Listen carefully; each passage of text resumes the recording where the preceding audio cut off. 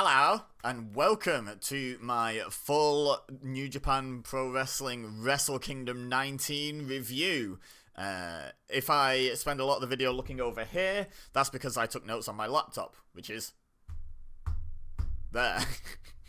So, yeah, apologies for that. I'll try my best to read a note and then look back at the camera to speak, but I've made over 2 pages of notes on a Word document, so there will be a lot of looking over here. Sorry about that. By the way, wearing my Naito shirt because, of course I am, you know.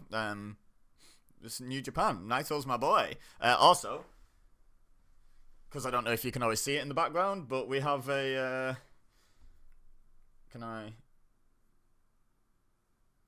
got a little Naito figure as well,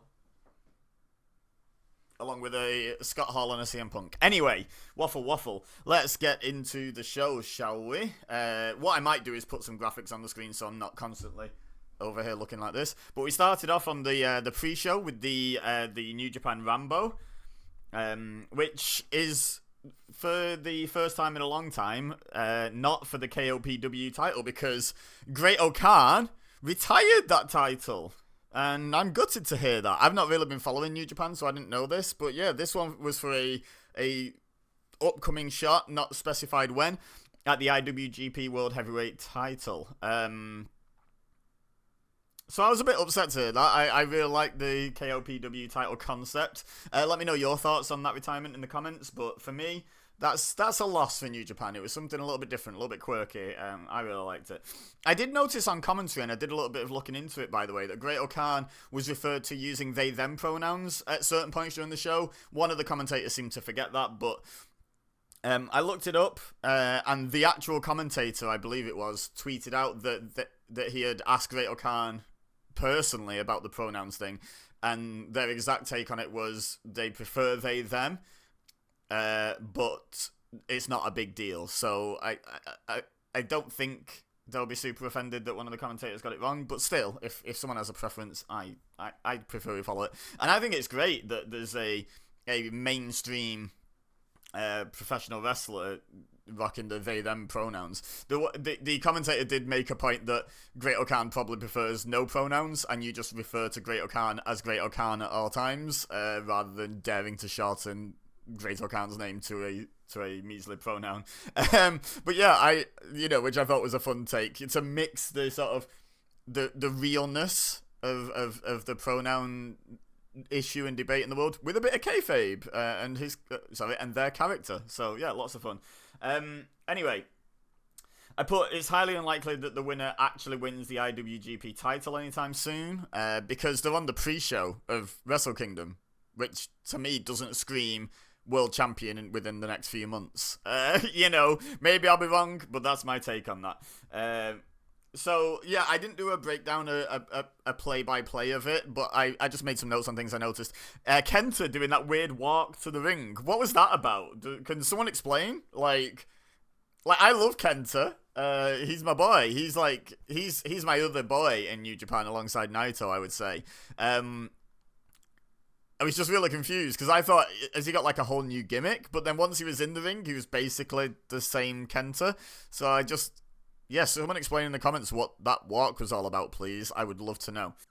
Yano eliminated Kenta pretty quickly. He's lucky I also like him. I do like me some Toru Yano, because I was going to fall out with whoever eliminated Kenta. But Yano gets away with it because he's Yano.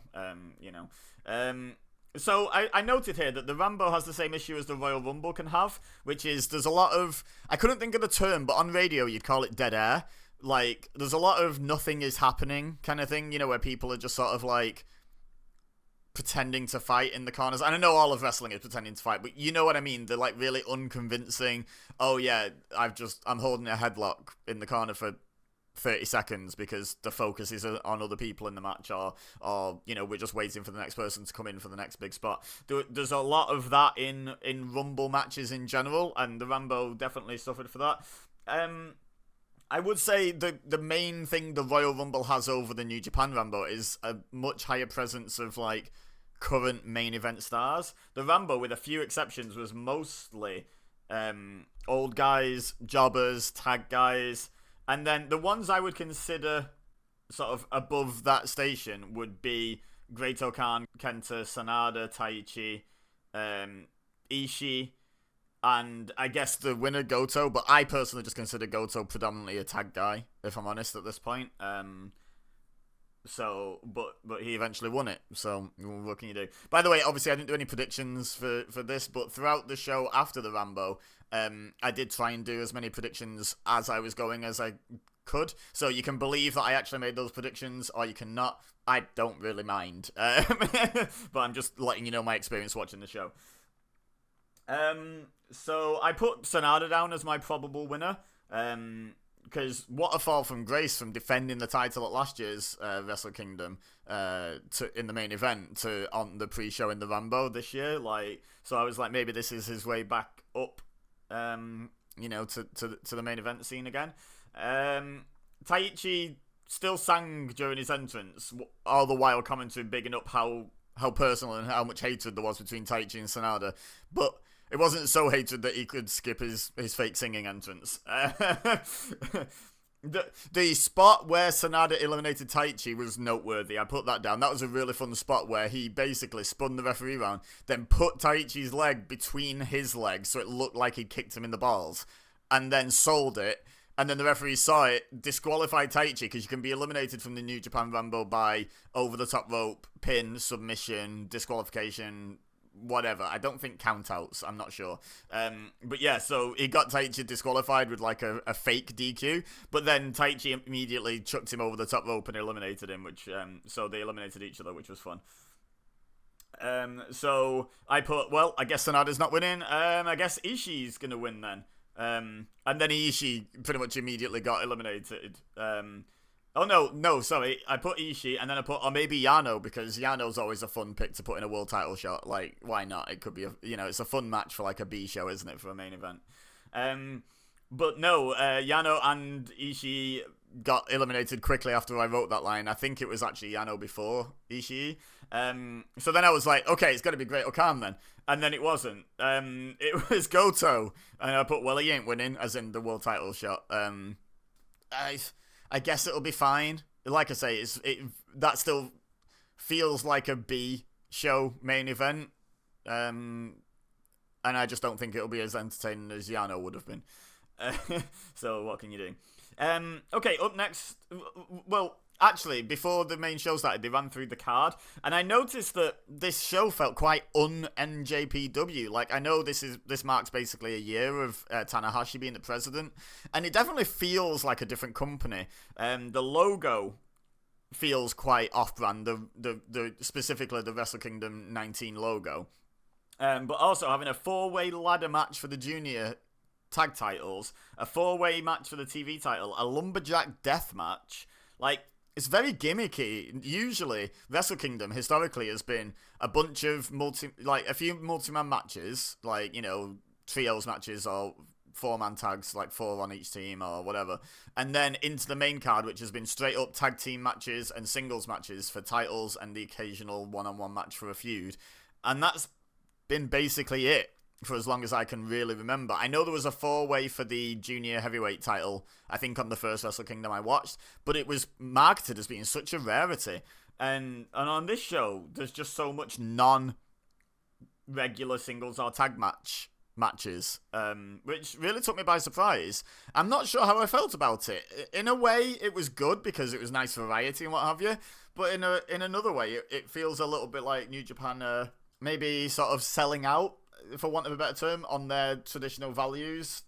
But maybe they need to, because honestly, the reason I've not really been keeping up with New Japan is because ever since the pandemic hit in 2020, I've tried multiple times, and I just really struggle to get back into New Japan. The product just doesn't appeal to me the same as it did before that. Like, they were on a real hot streak before that hit, and then yeah, it's just never quite felt the same. So maybe it just needs freshening up, and maybe it's the right move. Let me know your thoughts on that specifically in the comments. I'd love to hear what people think about that. Right, so the opening match was the 4-way ladder match. Well, it was more of a TLC match, actually, because there was tables all around the ringside area, there was chairs used, and it was a ladder match. It was a TLC match, basically, but they called it a ladder something.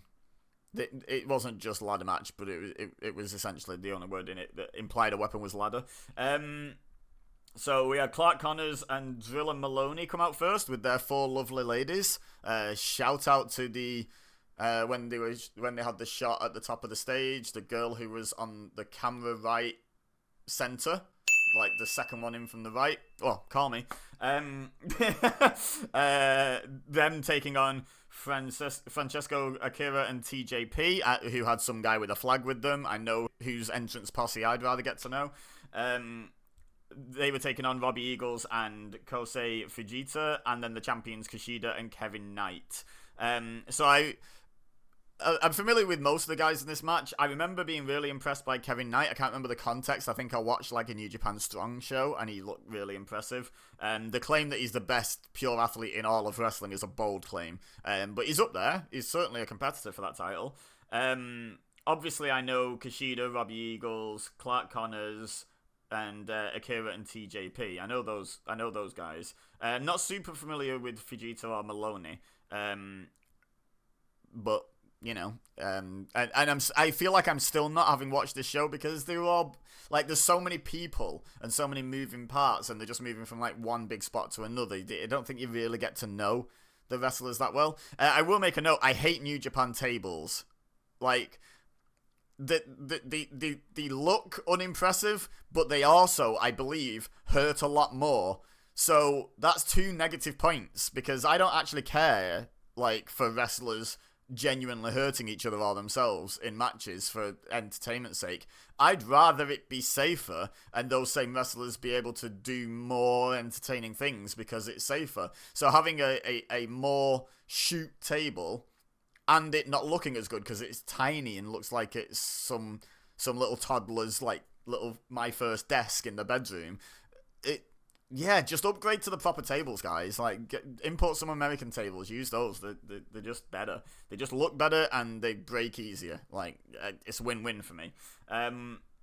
It's an okay ladder match. That was my actual wording, was okay. There's a few weird spots that didn't come off quite right. The perfect timing. The move is called the perfect timing off the top of the ladder, which was hugely ironic because the timing was anything but perfect. Like, it's impressive to see Kevin Knight jump off the complete top of a ladder, but the move was just completely off, so I don't know.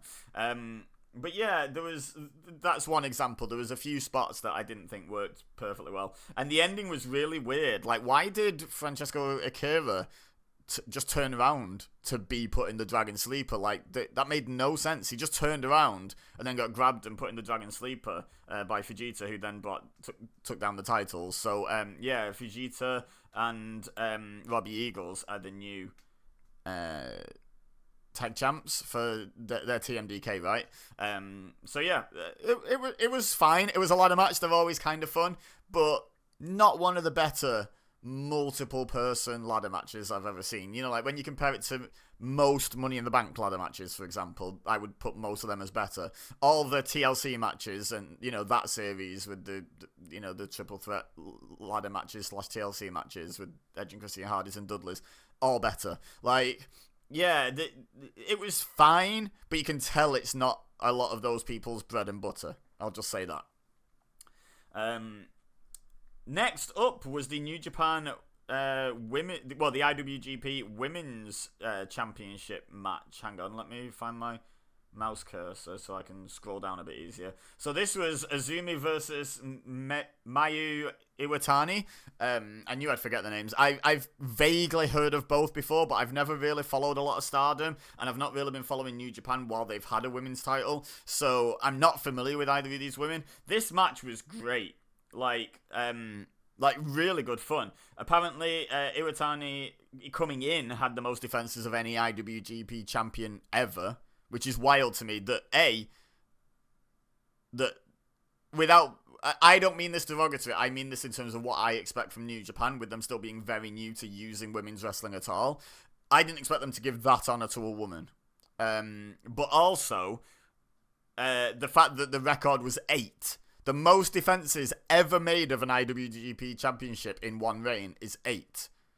And her reign lasted 621 days up until today, which is, like, impressive, but only 8 defenses in that time. That's crazy. I predicted Azumi to win. I just put it feels like the story is leading there. You know, the whole, oh, she's never been able to overcome her. Then she got the one win to earn this title shot and doing a big title change at the Tokyo Dome. It just all felt right to me. Crazy, by the way, that Azumi started wrestling at 11. She's an 11-year veteran at 22. Also, she seems older than 22. Not looks-wise, like I'm not saying she looks old or tired or haggard or any. I'm not trying to say anything like nasty. I think looks-wise she looks very young. But the way she carries herself and comports herself and stuff. I mean, I guess that comes with being an 11-year veteran already. But she just doesn't carry herself like a young person. She carries herself much older than that, I would say. Iwatani during the entrance just cashed a baseball into the crowd, it seems. She got a big glove on and she just threw a baseball. I hope whoever was in the crowd on that side was paying attention, not like, you know, turned around talking to the neighbour and duff, you know. There was a really fun spot in this match. Like I said, I'm not doing a lot of play-by-play on these because I'm already waffling enough without trying to cover absolutely everything that happened in the match. But there was a really fun thing I don't think I've ever seen, which was a double underhook Canadian Destroyer. I think it was Azumi did it. She hooked the arms of Iwatani and then like a pedigree kind of position, but then did the Canadian Destroyer, did a front flip. Really good. Really good looking move. Iwatani retained, so much for that prediction. Do you believe that my predictions are real yet? You know, because I'm not getting any of them right. I didn't predict the ladder match, by the way. I didn't really think to. I was too busy trying to register who I did and didn't know and keep an eye on the action, so I didn't predict that one at all. I probably wouldn't have got it right. If I'd have had to guess someone, I'd probably have guessed for a retain, just because I like Kushida. I don't know. Anyway, this was a very impressive match if it was a little bit short, but, you know, New Japan is still dipping their toes into the pond of women's wrestling, aren't they? So we can't expect everything overnight, I guess. They're building it. But it was a really good match. I really enjoyed it. It was definitely better than the ladder match, I would say, even though it was a lot shorter. The sort of delay, I don't know how else to describe it, but the delayed dragon suplex finisher was really nice as well from Iwatani. I don't know if that's like her regular finisher, but that looked really good. I was impressed with both as well. Like I say, I don't think I've ever seen either woman wrestle before. I was really impressed with both, and I do have to ask, does Stardom have regular shows with English commentary, like New Japan World does? Because if they do, so far this show has done more to make me want to get into Stardom than it has to make me want to get back into New Japan. So, yeah, let me know in the comments, does Stardom have, like, regular English commentary shows? Because I do find I struggle with shows when the commentary's not in English. Like, I tried getting into New Japan way back in the day, like probably 20 years ago, and because I couldn't follow along with the stories, because I couldn't follow along with the commentary, I struggled to get into it. It's just personal preference. But if they have English commentary, I'd love to check out some Stardom. Next match was the 4-way for the TV title, and it was El Fantasmo versus Ryohei Oiwa versus Jeff Cobb versus the champion Ren Narita. The Grip is an awful nickname. Let me just start by saying that. The Grip, Oiwa's nickname, just sounds like he's really good at hand jobs. That's a terrible nickname. Imperial Unit, on the other hand, because he is a unit and he's in the United Empire, Imperial, brilliant nickname. Love that, the Imperial Unit. And also referring to Imperial Units of Measurement. Like, I love a good pun name, and that's such a good pun, because, you know, for anyone watching who maybe doesn't understand, like, I don't know if this is a universal term in English-speaking countries, but a unit in the UK, at least, is someone who's like a grot, you know, like, that's probably a UK term as well. Someone who's really muscular and really intimidating is a bit of a unit, you know. So, yeah, it fits Jeff Cobb perfectly, so that's lots of fun. Sold Out being the nickname of Narita was just mocking me for the fact that I can't currently watch WCW Sold Out. I wanted to do a watch-along later this month for WCW Sold Out 2000 on its 25th anniversary, but with the move from the WWE Network to Netflix, can't do it anymore, so that sucks. So thanks for that, Netflix. Get WCW on before that anniversary, please. I want to watch that show. Anyway, okay, so we've only talked about the entrances so far. Well done, me. I predicted Cobb, but in my predictions said I'm predicting Cobb, but I want ELP to win. And that was before commentary mentioned his battle with cancer, which, when they mentioned it, it rang a little bell in the back of my mind, but I wasn't thinking of that when I was saying I was supporting ELP. I just really like ELP. By the way, that man has a magnificent super kick. Like, genuinely, I don't think I'm exaggerating when I say it might be my favourite super kick ever. The extension on it is so nice. It looks so nice. Anyway, but yeah, so after commentary mentioned the cancer battle, supporting him even more so, obviously, like, power to him, absolutely, well done, and may it never come back. The end, there was a great couple of false finishes leading into the finish of the match. The first one was the one where Narita pulled the referee out when, let me remind myself, Oiwa was pinning Cobb after a Doctor Bomb. That seemed like a legit finish. Until the referee just suddenly slid off shot, and great stuff. And then, soon after that, ELP broke up a pin after Jeff Cobb hit the Tour of the Islands on Narita. He hit a swanton to break the pin, immediately went to the far side, slingshot over to take out Oiwa, straight back onto the apron and hit, let me find out what he calls it, Thunder Kiss 86. Onto Narita, I believe, and got the win. And I popped. I was genuinely excited to see ELP pick up the win. Well deserved, in my opinion. Great wrestler, great character. He's overcome cancer. He's just, I think he's one of the people I've heard is really nice as well, like in meet and greets and stuff. Like, I can't think of a reason why you wouldn't support ELP. I'm sure if there is one, people will let me know in the comments. But off the top of my head, just, yeah. Absolutely great. There's something weird about his character. So, El Phantasmo as a name, if I hadn't seen ELP, when you say El Phantasmo to me, I picture someone a bit more like El Desperado, a bit of a masked, spooky kind of character. El Phantasmo sounds a bit like Phantom, like, I don't know, it sounds like it should be kind of a spooky luchador kind of guy. Not some Canadian guy who just loves dance music, loves like rave music. I don't know, like he doesn't fit his name at all, but I love him nonetheless. Yeah, and it's a great name. It's a really fun name. It's just it doesn't conjure up ELP. Like when you think of there's a wrestler called El Phantasmo. Okay, the next match was Evil versus Tanahashi. This was a lumberjack death match featuring basically both guys brought a team of cornermen and they could get involved, but also didn't seem to be able to get involved because there was a lot of distracting the ref while they were getting involved, which isn't really how lumberjack matches work. If you're outside the ring, you're fair game, like in a lumberjack match. The referee can't disqualify the lumberjacks. That'd just be weird. Now, this was confusing because there was talk of haircuts on both sides. Obviously, there was talk of Tanahashi's career being on the line. Was this hair versus career? Or was this hair and career versus, I don't know, just evil? Or was this hair plus career versus hair?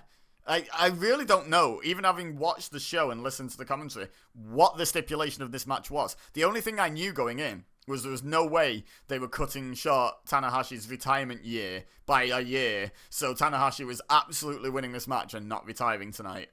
So that was a very easy prediction, in my opinion. I don't think anyone's going to be doubting that I actually predicted that. Was anyone predicting an Evil win? I doubt it.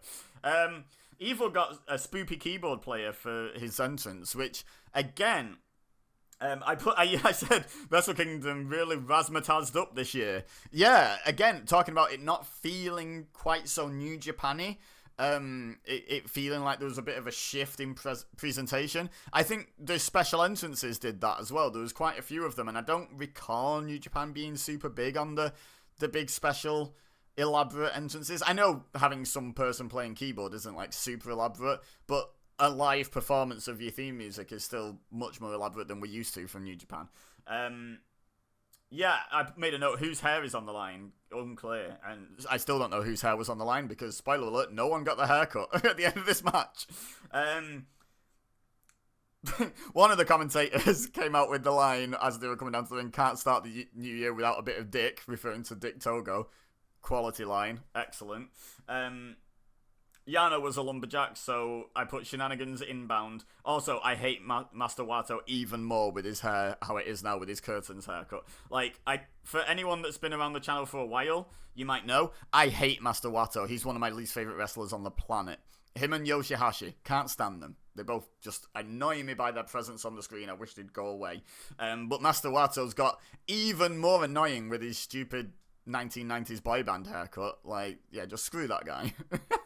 For no particular reason, just screw him. I haven't liked him since he debuted. I can't really put my finger on why. I just don't like him. Anyway, yeah, Tanner never losing this one. Although imagine the heat Evil would have got if it had just cut short the retirement tour and just not had it, because he won. That would have been great. House of Torture at one point spray painted HOT on Wato. I have to disagree with spray painting the word hot on that thing. No, not a fan of him. Not a fan. Anyway, I don't think he's hot. At all. In any way. No.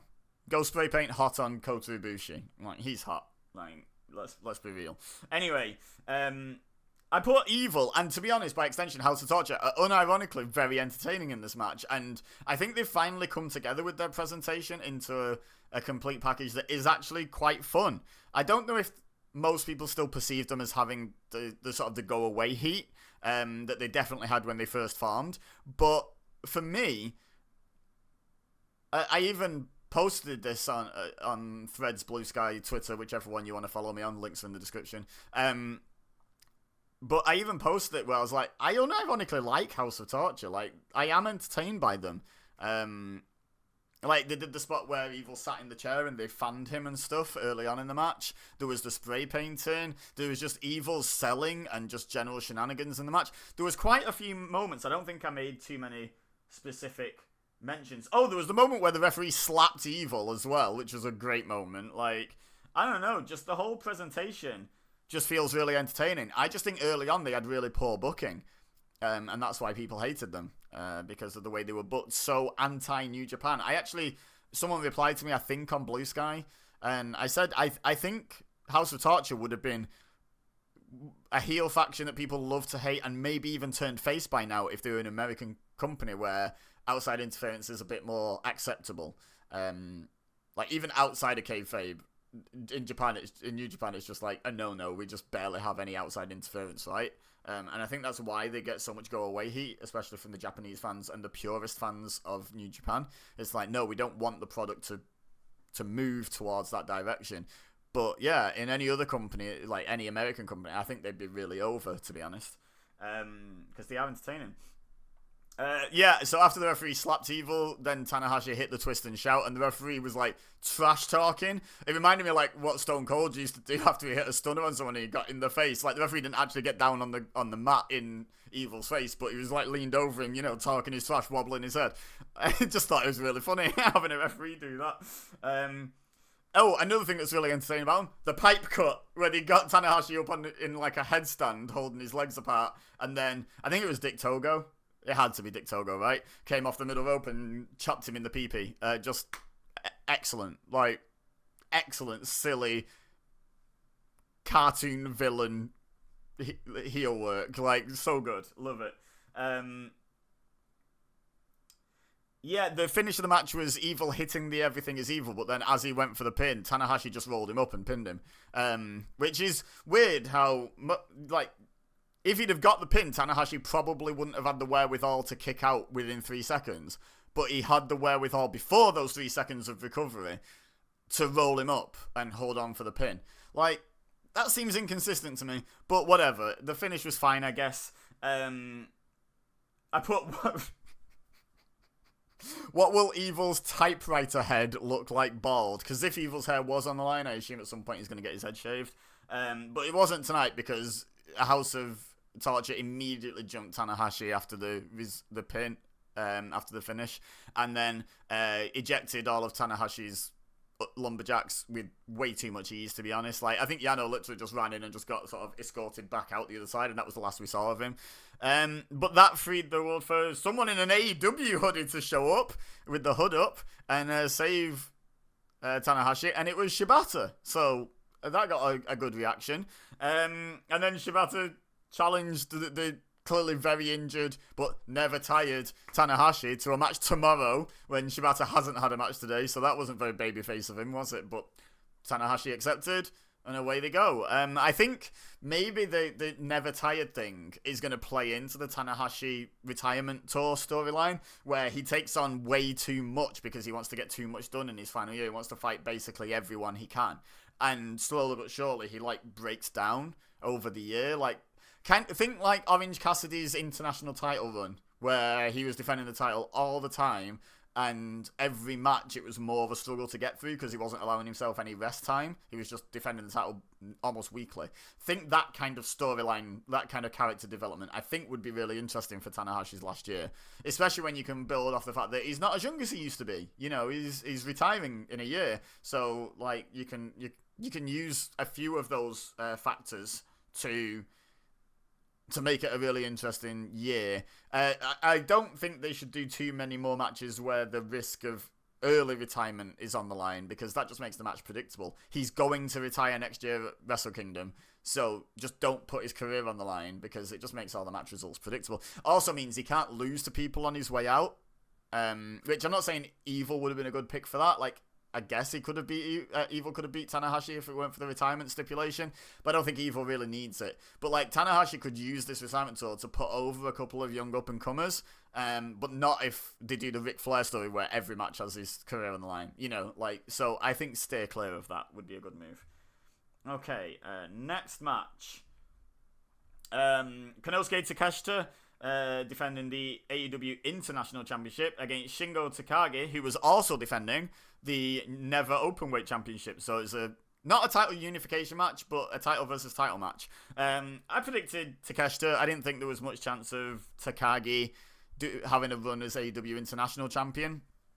Takeshita's got to defend the title as early as, tomorrow. So he could just lose, although I think both titles are on the line, so I don't think he will. But he can lose the Never Openweight half of the title real quick and just go back to being AEW International title. Like, give him a few weeks, maybe a few months with the title, doing the Japan and America kind of schedule, being in both, and then just have him drop the Never title and keep the international title for longer. Like, I think that's fine. So the fact that both titles are on the line tomorrow means I think Takeshita's still going to win. Because, again, as much as Ishii does show up in AEW quite a bit, I can't see him being a champion there, a singles champion, because he is just a New Japan guy moonlighting in AEW, whereas Takeshita's an AEW guy. And New Japan seem a lot more willing to put their titles on people who aren't necessarily their guys than AEW are. Anyway, a question. Top of the screen where they have the match in the top corner. Why is Takeshita's name in English letters? Like, Konosuke Takeshita is just a shoot Japanese name, right? Like, is someone going to blow my mind and say that, no, it's not, it's like Sanada or Evil? Like, because as far as I can tell, it's just a shoot Japanese name. So why wasn't it in Japanese characters when every other sort of shoot Japanese name is just in Japanese because it's a Japanese name? Only the names like Evil and Sanada, Kenta, they're the only ones that really tend to get sort of put in Black Cap's English. So, yeah, if someone can explain that in the comments, I'd be fascinated to understand why they made that choice, or why you think they made that choice.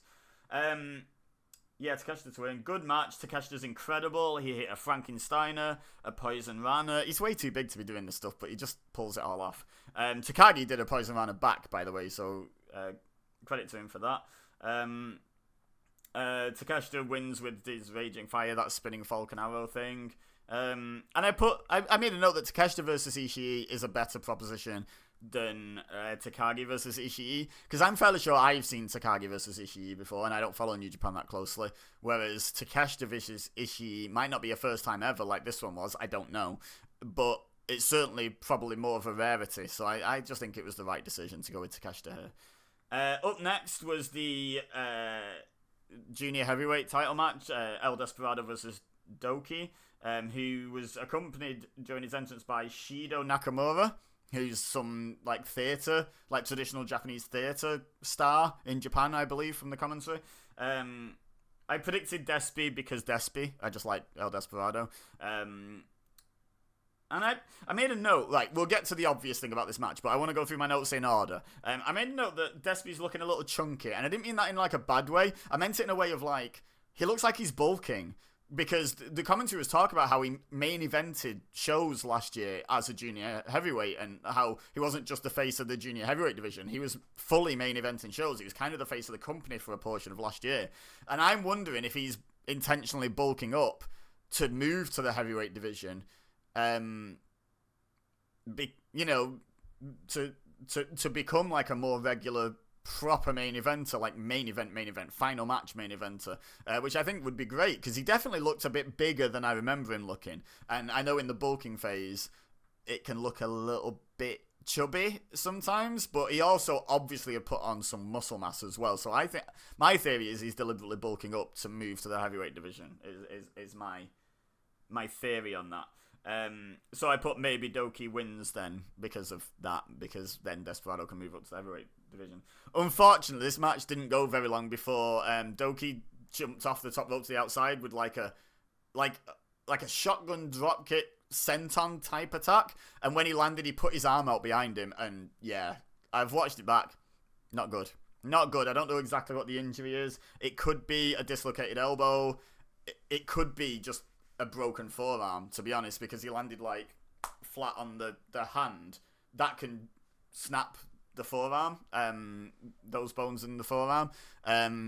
So get well soon, Doki. Hope it's nothing that serious. But the speed with which they stopped the match, when I watched the replay, I didn't watch it too much because I didn't want to dwell on it, but it kind of looked like he had too many elbows on that arm, so it might be the broken forearm, because he had it seemed like he had an extra bend, which is never a good thing. Not many things make me shudder like that, but yeah, things like that, not good. So get well soon, Doki. I hope it's nothing too major.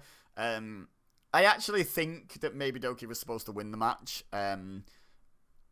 Because of my theory of Desperado moving up, so I would not be surprised to see Desperado lose the title fairly soon, and then start maybe move into some open weight stuff, and then into the heavyweight division fully. Could be his path. I don't know. But yeah, get well soon, Doki. That's the important thing. Technically, I predicted Desperado to win, but I'm not counting that because that's not. You know, that's definitely not how the match was supposed to go. I don't know how the match was supposed to go, but that definitely was not the planned finish. Hey, Doki, we need you to go out there and break your arm. No problem, boss. Like, you know. Okay, up next was Yota Tsuji versus David Finlay for the Global Championship. But Tsuji, nice hat. And then Finlay came out with like a light machine gun type thing, like a minigun. So yeah, big entrance again. Do you know what I mean? Just making my point again. Didn't feel very New Japan-y this show at points.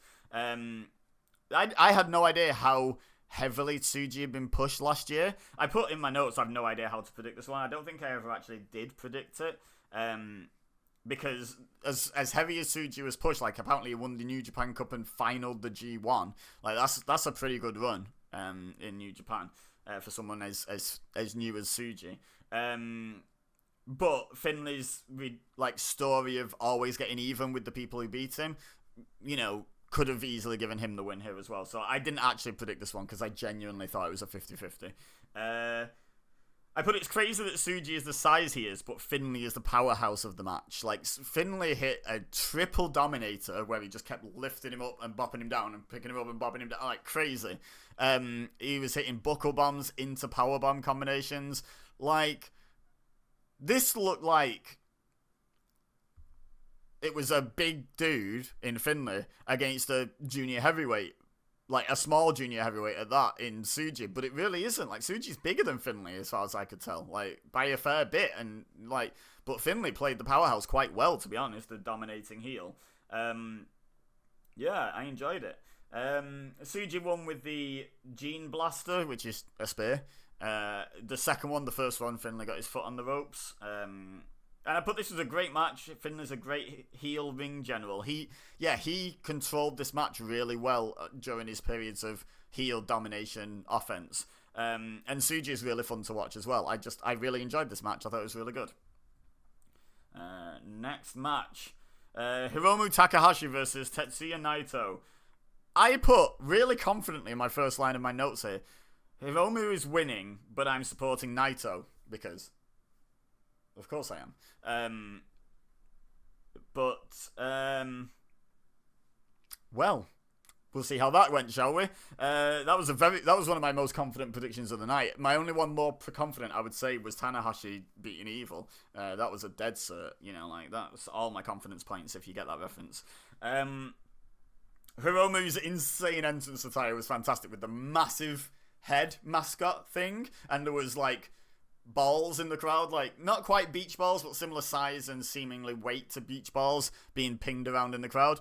Looked a lot of fun. Like, I love Hiromu's mad attires, like absolutely great. Hiromu denied the fist bump at the start of the match. Naito put the LIJ. I just realised you can't actually see. There you go. The LIJ fist up to do the fist bump at the start, and Hiromu laughed and walked away. Rich, boo this man, boo. I'm surprised that didn't kind of turn him heel for the duration of the match, to be honest. It didn't, but like that should have been enough. Like, boo this man, crowd. What are you doing? This was a good match, but I put maybe not quite what I expected, which I think is mostly down to Naito being, honestly getting to the end of his run at this point, which is why I was so confident that Hiromu was going to win. They told a really good story. I put it was excellent storytelling, which I do agree with. I was really surprised that Naito won. When he hit the second Destino, I was literally thinking to myself, maybe even out loud, that it will take a really, really good false finish or Naito actually winning for them to sell me on the idea that Naito might win this match. And then soon after he hit the second Destino, and I was like, okay, maybe I'm going to fall for this false finish.